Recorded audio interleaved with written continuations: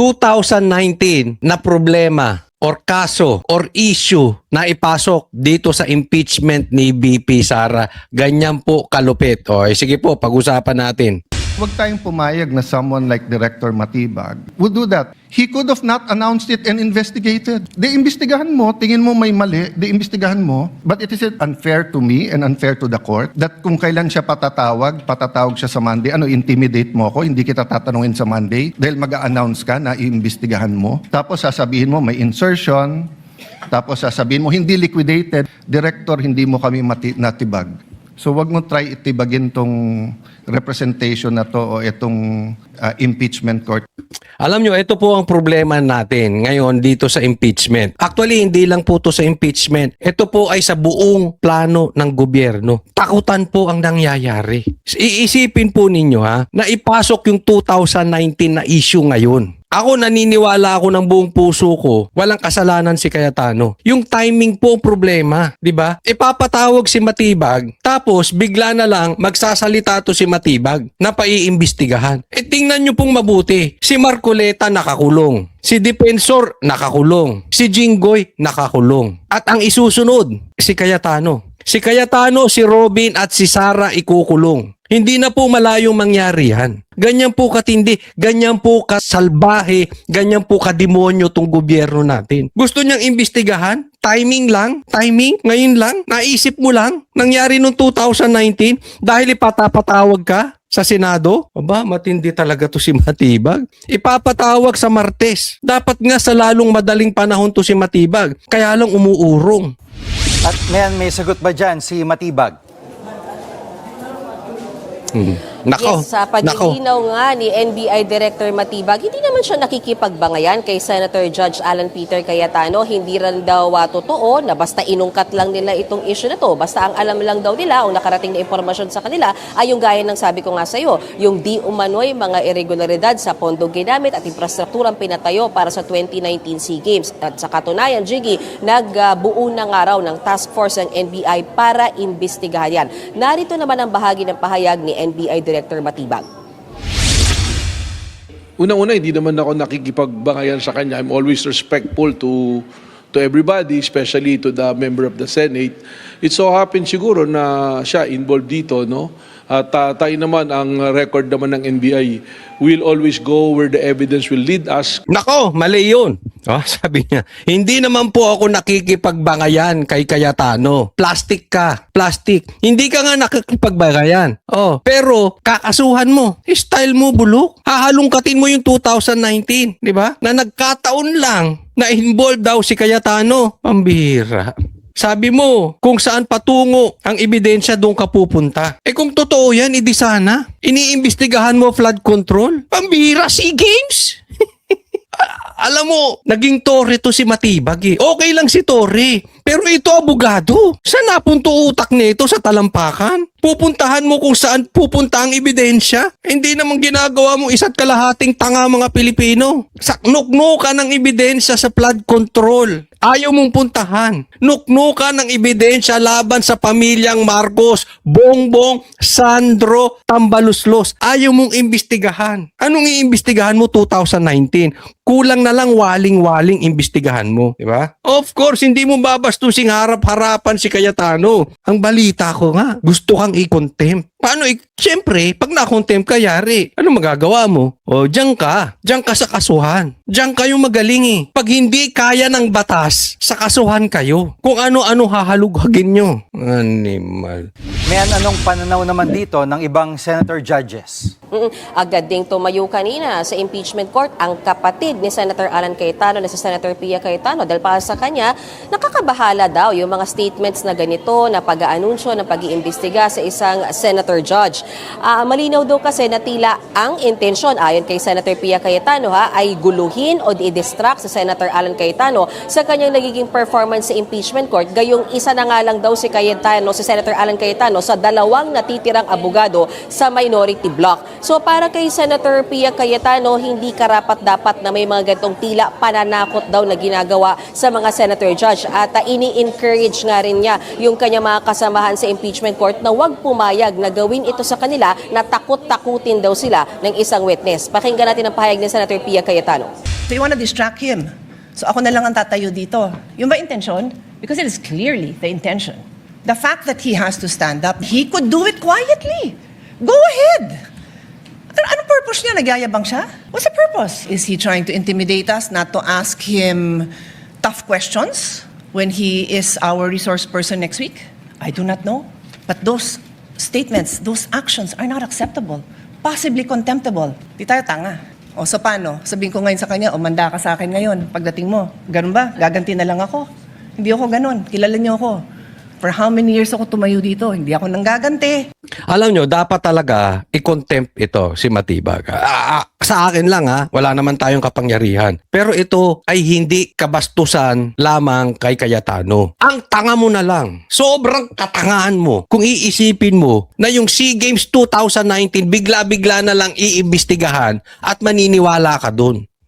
Sobrang katangan nyo na mga Pilipino. Alam natin, yaan ay pangbabastos sa senator judge. Tandaan po natin, judge po sila dyan. Huwag nyo kakalimutan, judge. J-U-D-G-E. Judge. Yan po ay hindi po pwede. Yung tinatakot mo ang judge, kahit sa regular court, tatakutin mo, judge? Hindi po pwede. Masisira ang gobyerno natin. Masisira ang batas natin pagka ganyan. Kaya sana itong mga senador, kumilos-kilos naman kayo mga animal. This is not an attack against Cayetano. This is an attack against judge. Against judges. Sa inyong lahat po yan. Iyan ang gusto nila eh. Wala nang matino na nagsasalita dyan. Sa totoo, huwag tayong maglokohan. Ang totoong matinong nagsasalita na lang dyan, yung magkapatid na Cayetano at si Robin Padilla. Yung iba walang kwenta ang mga pinagsasabi. Ay nako. Kung kayo nag-iisip, walang kwenta pinagsasabi ni Bam. Walang kwenta pinagsasabi ni Kiko. Si Lito Lapid, mas mabuti pa nga hindi nagsasalita, hindi nabubuking yung kabubuhan. Pero ang dami pong na-expose sa impeachment na ito. Na-expose po yung mga walang utak talaga. Na-expose po yung iba na merong utak pero bayad ng maleta. Nakita naman po natin yung walang kwenta. Mas matindi pa nga, lumabas pa nga dito. Ilagay nyo dyan sa comment section, sang-ayon kayo. Mas lumabas pa utak ni Robin Padilla dito sa mga abogadong senator na iba. Di ba? Mas may sense pa. Mas may katotohanan yung mga pinagsasabi ni Robin Padilla. Kaya nga inalis nyo na si Marcoleta. Plano pang alisin si Cayetano. Sino na lang magsasalita? Si Pia at si Robin. Tapos lahat wala ng kwenta. Iyan po ang plano ng gobyerno. Alam nila, hindi sila mananalo sa impeachment na ito. At ito po ang bulong-bulungan. Iingat po tayo. Kaya nga pinag-iingat din namin yung ibang vloggers eh. Tulong-tulong po tayo. This is legit information. Alam nilang wala silang panalo dito sa impeachment na ito. Kaya ang paggaganahin nila, warrant of arrest. Ipapass forward. Yan po ang nadinig natin. Hindi ko alam kung totoo yan o hindi. Hindi ko alam kung para kanino yan o hindi. Pero yung nagsabi sa akin, lehitimo. Yung pag-aresto kay Marcoleta at kay Defensor, matagal nang sinabi sa amin. Nagkakatotoo yung mga binabanggit. Ipapass forward ang mga warrant of arrest. Ingat po mga vloggers ngayong July. Kasi hawak nila mainstream media eh. Takutan ang mangyayari. Yan po ang plano nila. Takutan. Di ba? Nakakainis. Men, sinimula na rin ngayong araw ang oral argument sa pagpapasagpina sa bank at tax records ni VP Sara. Anong argumento ng prosekusyon at depensa dito? Alam mo, Jiggy, maganda rin talaga yung palitan ng puntos at argumento. Ito, pag-uusapan naman natin. Next po, next. Yung bank accounts. Gustong pabuksan yung bank accounts ni VP Sara. Ng prosecution at defense kaugnay nga dyan sa request na ipasapina yung bank, tax at AMLAC records ni VP Sara Duterte at kanyang asawa na si Attorney Mans Carpio. Ang tumayo para sa prosekusyon ay si House Prosecutor Chel Jokno. At punto por punto ipiniliwanag niya kung bakit dapat ilabas ng impeachment court yung mga dokumento na yan. At ayon nga sa kanya, hindi confidential ang katotohanan. Pangalawa, kailangan daw ilabas ang nasabing mga dokumento, AMLAC, tax at bank records para daw mapatunayan yung mga akusasyon na di umano. May mga hindi dineklarang yaman si VP Sara sa kanyang mga salin at nag-amas daw siya o nagkaroon siya ng yaman throughout the years, Jiggy, na hindi daw sasapat or magmamatch doon sa kanyang kinikita. At maging ipinunto rin ng prosecution, Jiggy, na maging sa bank secrecy law, ang sinasabi daw na exception ay kapag nasa impeachment case pwedeng ilabas yung mga bank records na yan. Pakinggan natin ang pahayag ng prosecution o yung kanilang mga puntos sa pagkakataong ito, Jiggy. Walang kaduda-duda. May karapatan at kapangyarihan ng impeachment Teka muna ha. na busisin ang mga bank records ni VP Sara. Kailangan makita ng publiko Teka muna ha. Anong sinabi niya? Walang confidential totohanan. Alam mo, Ting, Lolo, kung ganyan po ang prinsipyo mo, walang confidential sa katotohanan, marami pong due process ang mawawala. Bigyan kita ng halimbawa. Ito halimbawa lang. Huwag kang magagalit. Ikaw ba ay mas preferred mo ang hotdog kaysa sa tahong? Ako, naniniwala ako 100%. Meron kang chinup-chup na hotdog. Ba't sariwang hotdog? Yun ang aking paniwala. Meron kang chinup-chup na hotdog. Di ba? Kung yun ba'y may katotohanan, hindi pwedeng gawing confidential, sa'yo na yun. Halimbawa lang. Coach Oli, ba't naman tayo napunta sa hotdog? Ad hominem ka naman. Di ba? Ako naniniwala. Kurakot ka. Kung pabubuksan ang bank records mo, malalaman natin na bibigyan ka ng pera ngayong pamahalaan na ito. Naniniwala ako dun. Isa ka sa nakakatanggap ng pera. Kung pabubuksan ang bank accounts mo, makikita natin at madidiscover yan. Tanong, pwede ba yun? Pwede ko bang gawin yun? Tapos sabihin na iba, sino ka ba, Coach Oli? Wala ka namang posisyon. Bakit? May posisyon lang ba? Di ba ang ordinaryong citizen, kung pwedeng gawin ng congressman, pwede rin nating gawin? Di ba? Hindi po pwedeng basta ka lang magpapabukas ng bank records.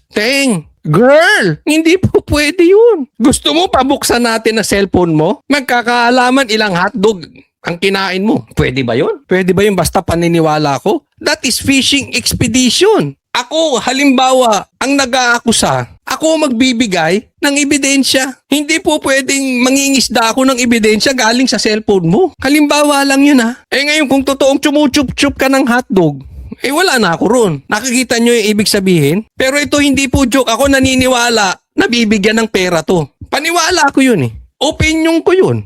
Ano, bukasan ng records? Pwede? Mabababo yung gobyerno natin pagka ganyan.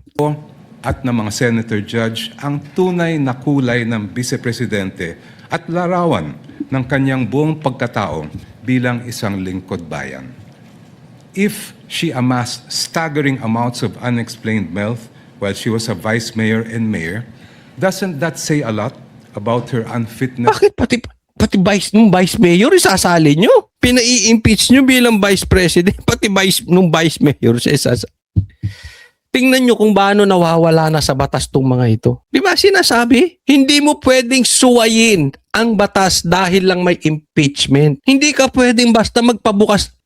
Meron bang si Raulo na nanunood dito sa vlog ko na naniniwalang hindi magnanakaw si Bongbong? Sige nga, taas ang kamay. Sino sa inyo ang naniniwalang hindi nagnakaw si Bongbong? Sino sa inyong naniniwala na hindi kasabwat si Tambaluslos sa flood control scandal? Sinong naniniwala sa inyo na hindi nakatanggap ng maleta si Sandro? Lahat kayo sigurado na naniniwala. Anong ebidensya ko? Buksan natin bank records yan, magkakaalaman tayo. Pwede ba ganun? Kahit alam natin, kahit karamihan ng Pilipino alam magnanakaw si Bongbong Marcos. Kahit alam ng mga Pilipino, adik si Bongbong Marcos. Hindi mo pwedeng basta pwersahin buksan ng bank accounts niyan. Hindi mo pwedeng pwersahin na putulan mo ng buhok at ipa-hair follicle test mo. Hindi po pwedeng ganun. Ang bihira itong mga to. Ano to, babuyan na ng batas? Diba? Hindi po pwedeng palusot nyo yung kung walang kinakatakot, ilabas ang records. Hindi po pwedeng ganun. Kayo maghanap ng ebidensya. To serve as a vice president. Ang hiling ng prosecution ay mailabas ang buong katotohanan so that this court may know the truth, the whole truth, and nothing but the truth. At Jiggy, Panis sila kay Powa, no? Panis sila kay Powa. Attorney Powa. Walang script. Walang binabasa. Alam mo kung mag-aabogado ka, ang sarap manood ng impeachment. Ang dami mong matutunan. Sino yung bobo? Sino yung bayaran? At alam mo sino yung may laman ng utak. Michael Powa naman ng defense team ang tumayo at naglahad ng kanilang puntos. Una, sinasabi niya hindi pwedeng basta gamitin yung subpoena powers o yung pagpapalabas at mag-i-issue ng subpoena para lang sa isang fishing expedition.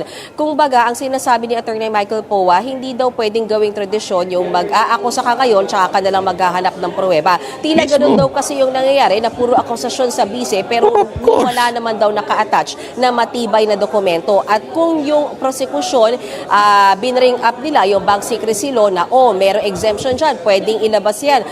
Kung may nasa impeachment trial yung inaakusahan, meron ding batas na inilabas ang depensa at sinabi naman nila, pero according naman sa tax code, hindi pwedeng basta ilabas yung mga BIR o tax documents ng isang tao kahit pa sa anumang sitwasyon, pwera na lamang kung papayagan o lalagdaan yan ng Pangulo. Pakinggan naman natin, Jiggy, ang puntos ng depensa kaugnay dyan sa pinapasapinang dokumento ni VP Sara.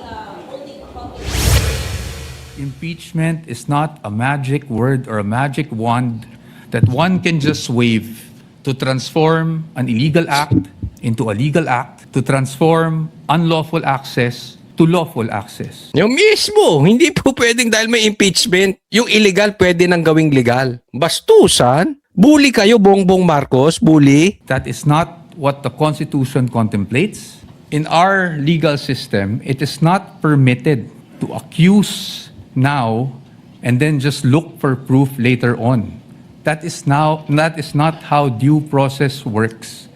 Hindi po dapat natin pinapayagan yan. We do not disagree with the prosecution in terms of Tama, di ba? Hindi po pwedeng ibabastusin natin ang due process. Gaya ng halimbawa ko sa inyo. Alam nyo kung pwede na lang magbubukas ng bank records? Alam naman natin, more than half, lagpas kalahati ng mga gobyerno natin magnanakaw. Wag na tayong maglokohan dito. Kung bastusan lang ng due process, di ba buksan natin lahat yan? Ubos yung mga yan. Ubos. Dapat, pag ang batas ay patas, ang pwede kay Sara, dapat pwede rin kay Bongbong. Naiintindihan? Simple lang ang tanong ko sa inyo Kapag hindi ka naiinis sa baha ngayon, bakit? Kasi naliligaw po tayo. Nililigaw tayo ng sitwasyon, nililigaw tayo ng gobyernong ito. Napunta tayo sa 125 million na impeachment na confidential funds ni BP Sara samantalang sila ang laki ng nakaw. Dapat ang pwede kay Sara, pwede kay Bongbong. Ang hindi pwede kay Sara, hindi rin pwede kay Bongbong. Ganyan po. At sa lahat po sa atin. accountability. Again, no one is above the law, but no one should also be deprived of the protection given by law. Matapos yung paghaharap na yan ng kampo ng depensa at ng prosecution, Jiggy, nagkaroon ng focus o closed door meeting ang mga senator judge. Supposedly kasi, Jiggy, dapat ay pagkatapos niyang meeting na yan, magkakaroon na ng desisyon kung ipapasipina ba o hindi yung mga records na yan.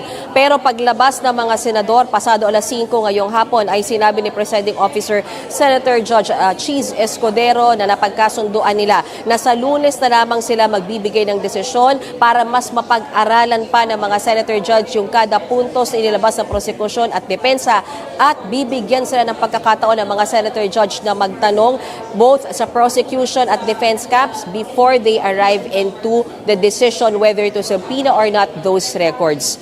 Yan muna ang Alam nyo kung papayagan ito ng gobyerno, papayagan ito ng Senado na buksan ang records ni BP Sara. Darating ang panahon, mananagot itong mga senador na ito. Kasi alam nila illegal yan. At mananagot sila sa taong bayan. Kasi malay nyo, mabilis ang karma. Pagbukas nyo ng records nyo mga senador, bank accounts nyo mga senador ang pabuksan. Kaya wag kayong pakampante, ha? Wag kayong pakampante.